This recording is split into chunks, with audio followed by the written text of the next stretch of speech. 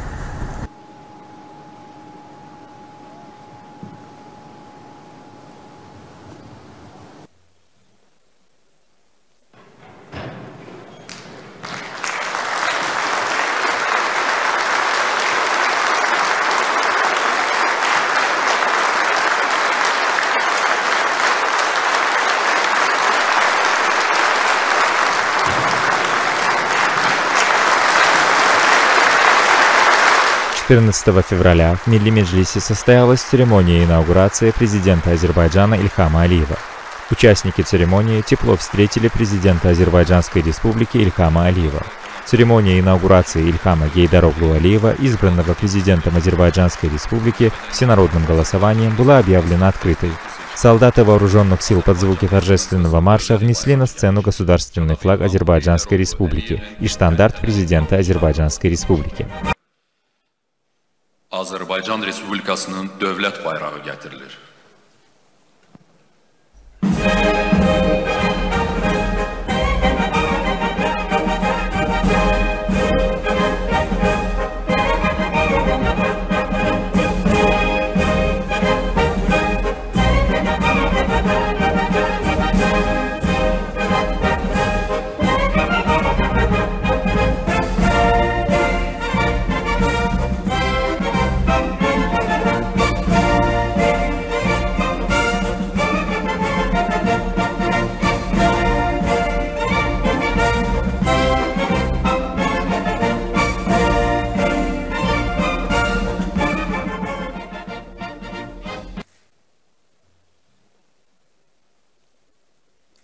Azərbaycan Respublikası Prezidentinin ştandartı gətirilir.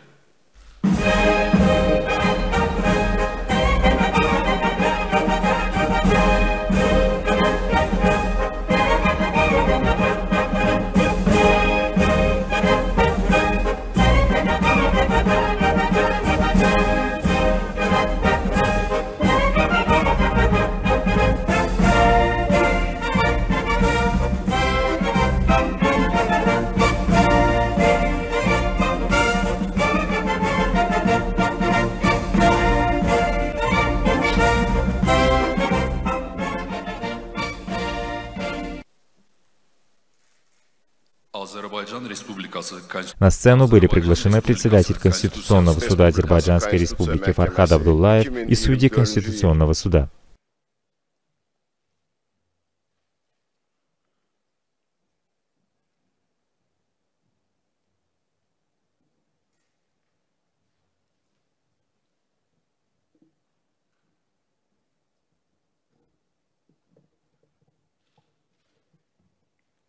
Söz Azərbaycan Respublikasının Konstitusiya Məhkəməsinin sədri Fərhad Abdullayeva verilir. Поприветствовав присутствующих, председатель Конституционного суда Азербайджана Фархад Абдуллаев напомнил, что Конституционный суд, утвердив своим постановлением от 13 февраля 2024 года выводы Центральной избирательной комиссии об итогах внеочередных выборов президента Азербайджана, объявил господина Ильхама Гейдароглу Алиева президентом Азербайджанской республики. Затем Фархад Абдуллаев пригласил Ильхама Алиева, избранного президентом Азербайджанской республики, в соответствии со статьей 103 Конституции Азербайджанской республики, к принесению присяги в присутствии судей Конституционного суда.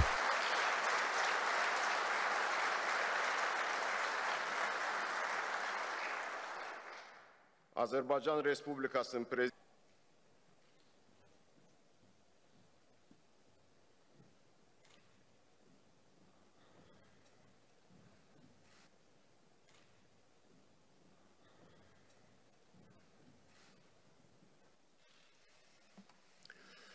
Azərbaycan Respublikası prezidentinin Президент Азербайджана Ильхам Алиев, положив руку на Конституцию Азербайджанской республики, принес присягу. Осуществляя полномочия президента Азербайджанской республики, клянусь соблюдать Конституцию Азербайджанской республики, защищать независимость и территориальную целостность государства, достойно служить народу.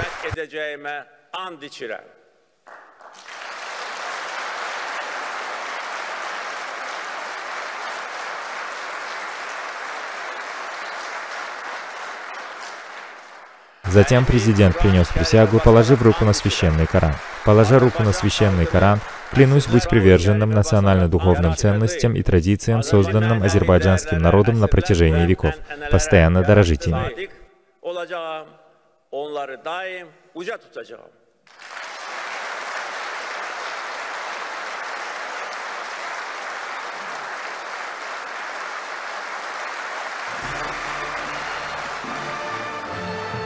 Прозвучал государственный гимн Азербайджанской республики.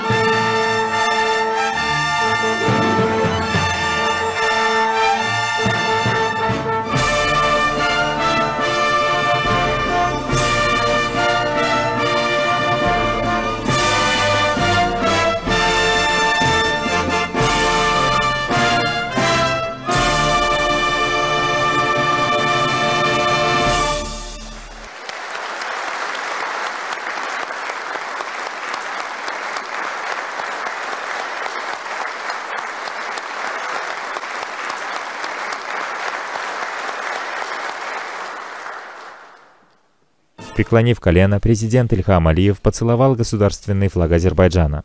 Затем президент Азербайджана Ильхам Алиев выступил на церемонии инаугурации с речью.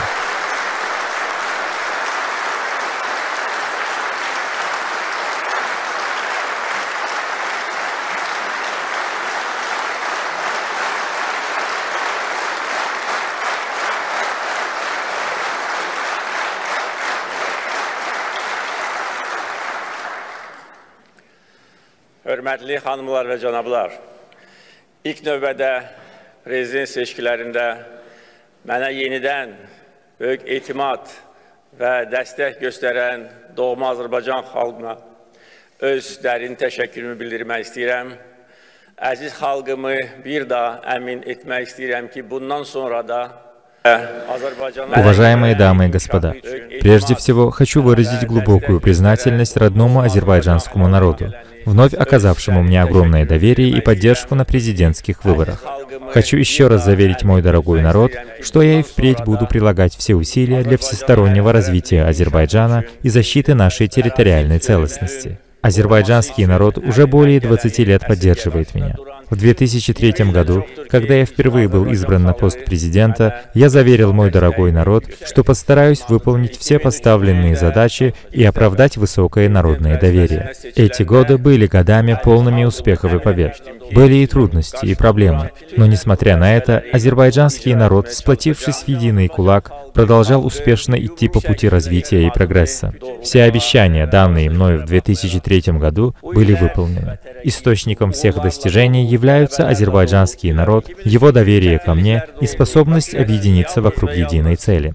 Мы действительно доказали всему миру, что мы великий народ, что мы сами являемся вершителями своей судьбы, сами без чьей-либо помощи решаем проблемы, стоящие перед страной, и решаем их основательно. Конечно, среди данных мной обещаний в первую очередь было восстановление территориальной целостности нашей страны. И тогда, и в последующие годы, в том числе с этой трибуны на церемонии приведения к присяге в 2018 году, я говорил, что армяно-азербайджанский конфликт должен быть решен исключительно в рамках территориальной целостности Азербайджана, что азербайджанский народ никогда не допустит создания второго армянского государства на своей территории, и что мы любой ценой освободим наши родные земли. С того дня прошло всего 2,5 года, и азербайджанский народ, объединившись в кулак, освободил большую часть своих земель в результате Отечественной войны. Было освобождено более 300 городов и сел. В том числе от оккупантов была освобождена наша культурная столица, город Шуша. Мы восстановили историческую справедливость, проливая кровь, неся потери. Да упокоит Аллах души всех наших шахидов. Сегодня мы живем и строим в свободном Карабахе благодаря храбрости, самоотверженности и героизму этих людей и десятков тысяч азербайджанских юношей и девушек. Строим, создаем и восстанавливаем наши города и села, как народ, восстановивший свою территориальную целостность, свое достоинство.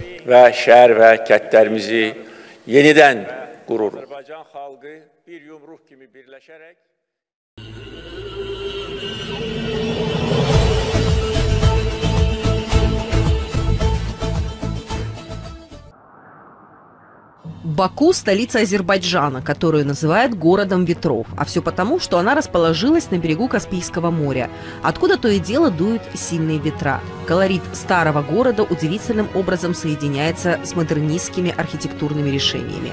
Самобытная национальная культура удовлетворит запросы даже самых изысканных гурманов, а теплое солнце и уютные пляжи придутся по душе любителям расслабленного отдыха на шезлонге. Однако не стоит упускать шанс посмотреть все интересные места, коими богат Баку. Здесь найдутся впечатления для людей всех возрастов и интересов. Баку является одним из самых крупных городов на Кавказе. Население города составляет около 3 миллионов человек. И для их комфортного проживания и времяпрепровождения в столице созданы десятки пешеходных улиц, общественных пространств, парковых зон и мест для прогулок.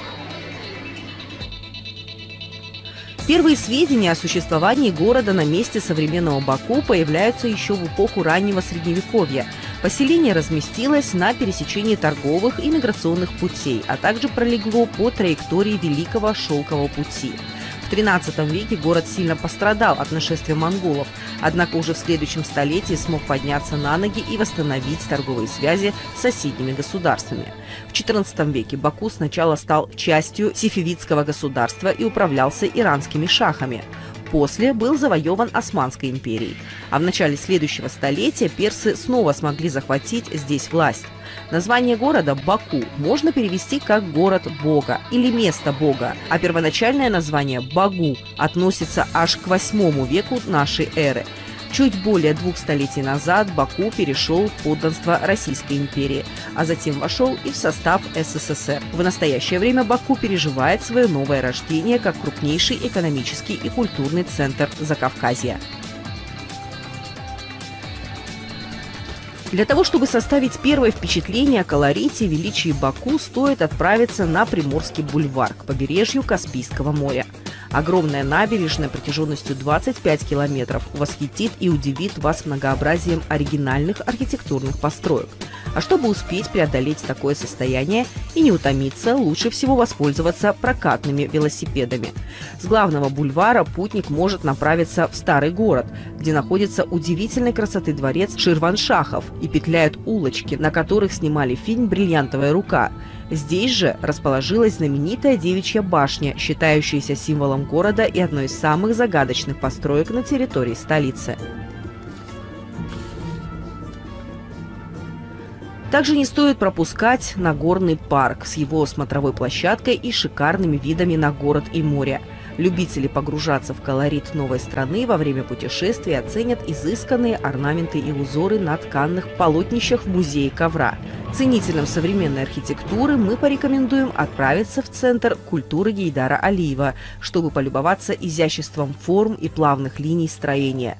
После заката центр освещается тысячами ламп, которые создают эффект камерности и уюта. В окрестностях Баку любопытный путник также найдет массу занимательных достопримечательностей, как архитектурных и исторических, так и природных. Например, музей петроглифов Губустан со множеством древних наскальных изображений. Вечно горящая стена Янардак, питающаяся подземным газом, или расположенный близ города храм Атышгях, который сотни лет был объектом паломничества для зороастрийцев. Центрами культурной жизни Баку можно назвать Азербайджанскую государственную филармонию и Азербайджанский драматический театр, которые демонстрируют посетителям лучшие произведения постановки. Одним из старейших театров Баку является Русский драматический театр, открывшийся в далеком 1920 году. Баку – город многообразный, и даже в таком крупном мегаполисе можно найти уголки природы для приятных прогулок в тени деревьев. Полностью погрузиться в зеленый оазис вы сможете в парке офицеров, где вас ждут извилистые уютные тропки и грациозные тополя, обвитые плющом. Отдельной гордостью парка стали симпатичные статуи и фигурки, играющие дети, фотограф, шахматист, продавщицы цветов, мастер-чайханщик и множество других. Приятные сюрпризы будут встречать вас тут и там, пока вы наслаждаетесь неспешной прогулкой в гуще зеленых насаждений. Как и большинство крупных современных столиц, Баку ярко выделяется обилием торговых точек. В городе находятся наиболее крупные моллы и площадки с фудкортами, где можно легко совместить покупки и развлечения для всей семьи. Что касается торгово-развлекательных центров, их на территории города также предостаточно. Наиболее популярными являются Порт Баку Мэл, Ганджлик Мэл, а также 28 Мэл. Каждый из них оснащен просторными холлами, магазинами ведущих мировых брендов, фудкортами и зонами развлечения для детей. Если вы планируете привезти с собой из Баку одежду, обувь, аксессуары или украшения лучших торговых марок и заодно приятно провести время, то вам сюда. Хотите проникнуться положительными впечатлениями от Азербайджана на все 100%? Тогда вам непременно нужно отведать блюда местной кухни. Обойти стороной столь важную часть культуры, как приготовление блюд по старинным рецептам, просто невозможно. Попав в Баку, обязательно попробуйте азербайджанский шах-плов, наваристую похлебку пити, особые тефтели кюфта бозбаш, кисломолочный суп довга, а в качестве десерта отведайте вкуснейшую бакинскую пахлаву. Ну и, конечно, не забудьте вкусить своеобразный азербайджанский фастфуд. Кутабы – это пирожки из пресного теста с разнообразными начинками из мяса, зелени, сыра, тыквы. Добраться из одной точки города в другую можно также с помощью метро. Бакинский метрополитен включает 25 станций, которые расположились на 3 ветках – красной, фиолетовой и зеленой. Пройти на территорию станции можно, воспользовавшись специальными транспортными картами, которые делятся на 2 вида – одноразовые и пластиковые. В настоящее время Баку – это современный крупный мегаполис, в котором строго следят за порядком и оберегают общественную безопасность. Высокий уровень спокойствия в столице отмечается как в дневное, так и в ночное время. Кроме того, Азербайджан славится своим гостеприимством. Здесь туриста уважают и оберегают как важного гостя. Путешественники со всех стран мира могут чувствовать себя здесь комфортно и безопасно.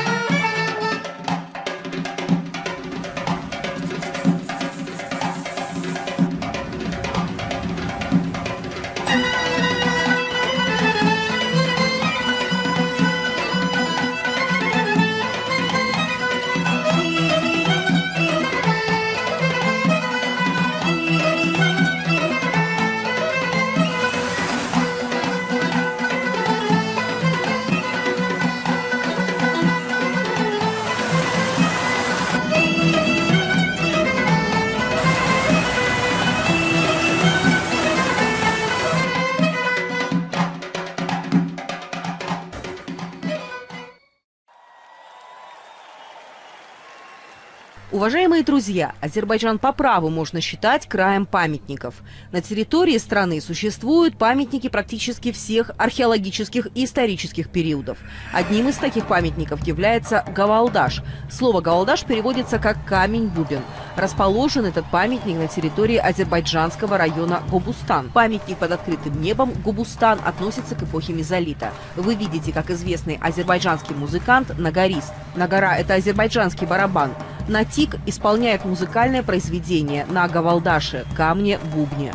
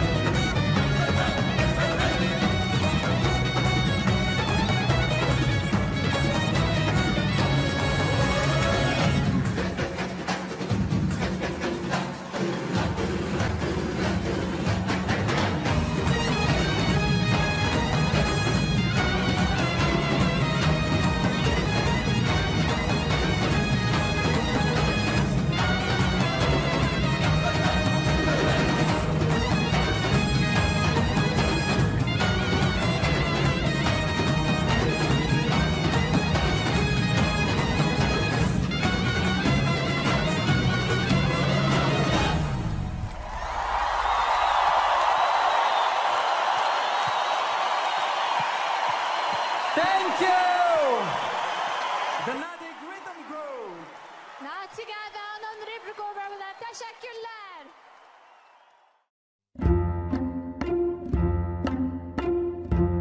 Красотой азербайджанских ковров во всем мире восхищаются по сей день. Они отличаются своим разнообразием, красотой рисунка, яркостью узора и техникой плетения. Одним из ярких центров ковроткачества испокон веков считается Нагорный Карабах. Помимо Карабаха, ткачеством ковров занимались в разные времена и в таких регионах Азербайджана, как Губа, Газах, Табриз, Янджа, Ширван и Баку. Искусство ковроткачества принесло Азербайджану мировую славу. Многие из ковров хранятся в известных музеях мира. Традиционное же ковроделие в Нагорном Карабахе имеет ряд особенностей, что значительно отличает его от многих ковроткаческих школ Азербайджана. Специалисты с легкостью могут отличить карабахские ковры от других. Особенность в том, что в их узорах преобладают растительные элементы, высокий ворс и плотность. В Баку построено отвечающее современным стандартам здание Государственного музея азербайджанского ковра.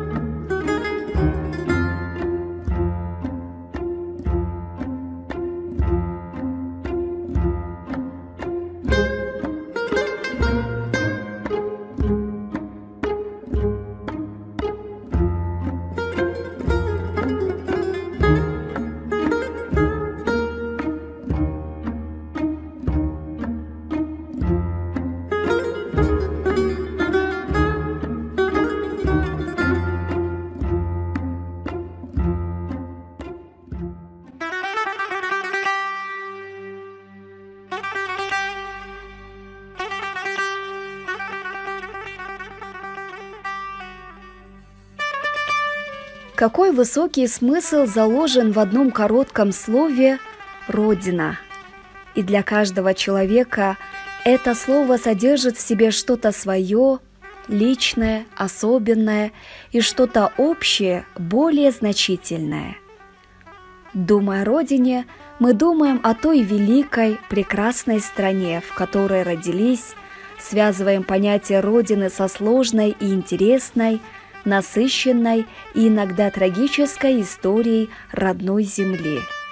Мы чувствуем гордость от того, что являемся частью этой страны, частью этого большого мира. Именно так в нашем сознании природа, Родина неотделимы от жизни человека. Нет ничего на свете краше, чем Родина наша.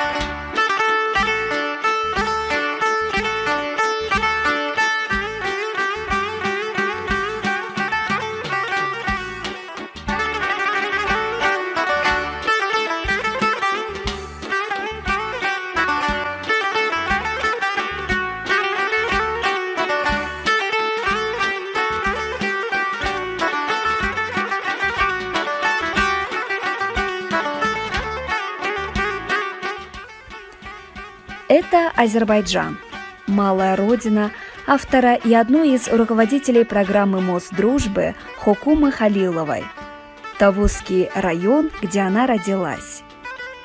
Живи долго, мой любимый, райский уголок, моя малая родина.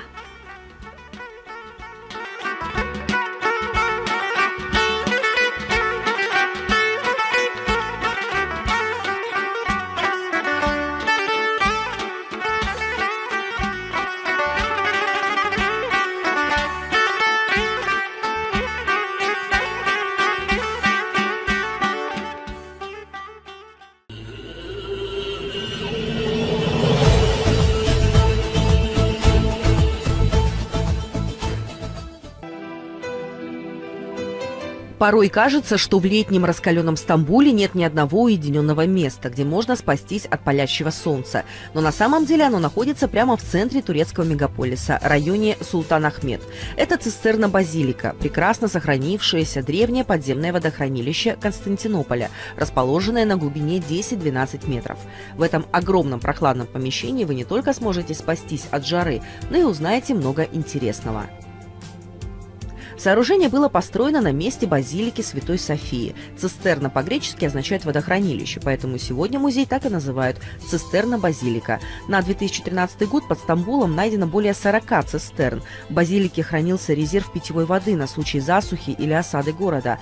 Вода доставлялась по водопроводу и акведукам, в том числе и по самому большому акведуку Стамбула – акведуку Валентина, из источников Белградского леса, расположенных в 19 километрах к северу от города. Размеры подземного сооружения 145 на 65 метров. Емкость 80 тысяч кубических метров воды. Сводчатый потолок цистерны поддерживают 336 колонн, 12 рядов по 28 колонн 8-метровой высоты. Колонны стоят на расстоянии 4 метров 80 сантиметров друг от друга. Стены толщиной 4 метра сделаны из огнеупорного кирпича и покрыты специальным водоизоляционным раствором. Efendim şu anda biz İstanbul'da Osmanlı döneminin su deposundayız eski. Evet. Bununla ilgili kısa bir şeyler anlatır mısınız? Tabii. Şu anda İstanbul Çemberlitaş'tayız. Burası su sarnıçlarının olduğu yer.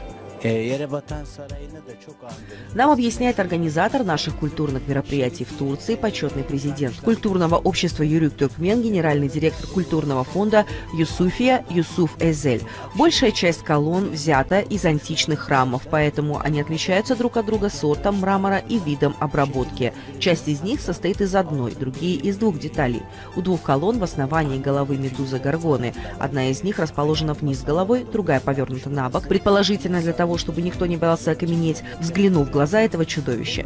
Неизвестно, откуда они привезены и какому древнему сооружению принадлежали раньше. Блок с похожей головой находится во дворе археологического музея Стамбула. Çok güzel olmuş hem de, çok güzel olmuş, evet. Şimdi bir tarihimize seyahat edelim ve bilgilendirelim bizim izleyiciler. İnşallah. По соседству находится бассейн желаний. Кстати, цистерна-базилика отдельно напоминает дворец, поскольку состоит из 336 9-метровых колонн. Все колонны внешне отличаются, так как были привезены из разных античных храмов. На двух колоннах расположены мраморные головы медузы Горгоны. Историки до сих пор не могут выяснить, откуда привезены эти колонны. Кроме того, ученые точно не знают, почему одна колонна расположена вниз головой, а другая повернута на бок. Возможно, это было сделано для того, чтобы люди не боялись окаменеть, случайно посмотрев в глаза Горгоне. Ведь именно это и могло случиться, если верить мифам Древней Греции. Вода поступала в цистерну по акведукам из Белградского леса, находящегося в 19 километрах к северу от Стамбула, на побережье Черного моря. Интересно, что греки позаботились о сохранности цистерны. Во-первых, ее стены сделаны из огнеупорного кирпича толщиной 4 метра. Во-вторых, они покрыты специальным водоизоляционным раствором. Кстати, водохранилище использовалось по назначению до 16 века. Затем цистерну забросили вплоть до 80-х годов 20 века. Но в итоге водохранилище все же опорожнили и начали очищать. В 1987 году во время реставрации цистерны было удалено огромное количество грязи. Забетонирован пол, сделаны деревянные настилы, по которым сегодня ходят путешественники.